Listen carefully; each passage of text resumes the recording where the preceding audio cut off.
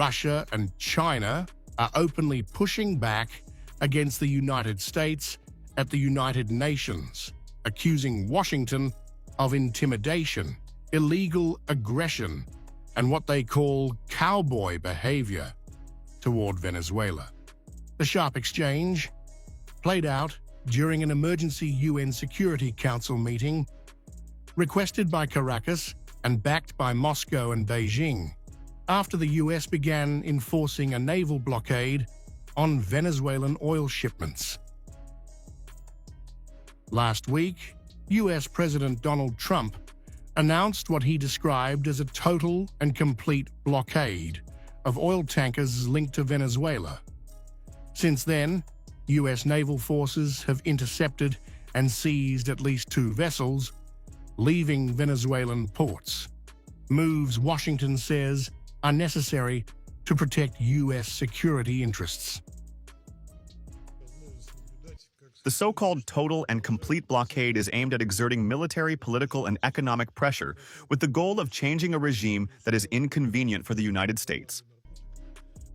Russia warned the blockade amounts to an unlawful use of force and could destabilize Latin America, a region with a long history of US intervention.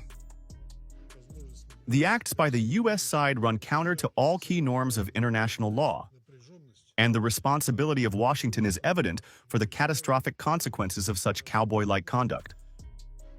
China echoed Moscow's criticism, condemning what it called unilateral pressure and bullying, and throwing its weight behind Venezuela's appeal to the Security Council.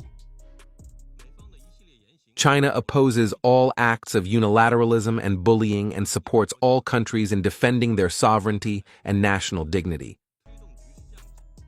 Venezuela has branded the U.S. seizures as international piracy, accusing Washington of economic warfare and attempting to remove President Nicolas Maduro to gain control over the country's vast oil reserves.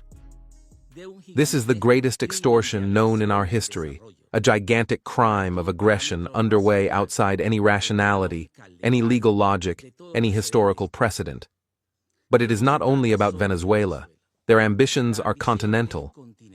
This is how the U.S. government has expressed it in its national security strategy, in which it states that the future of the hemisphere belongs to the U.S.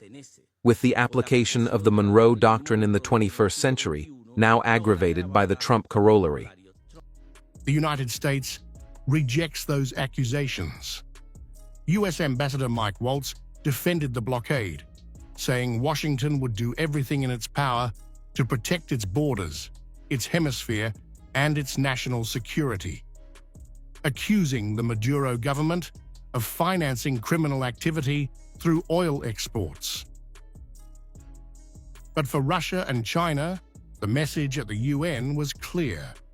They see the US blockade not as law enforcement, but as intimidation, and a dangerous precedent that could reshape how power is projected far beyond Venezuela.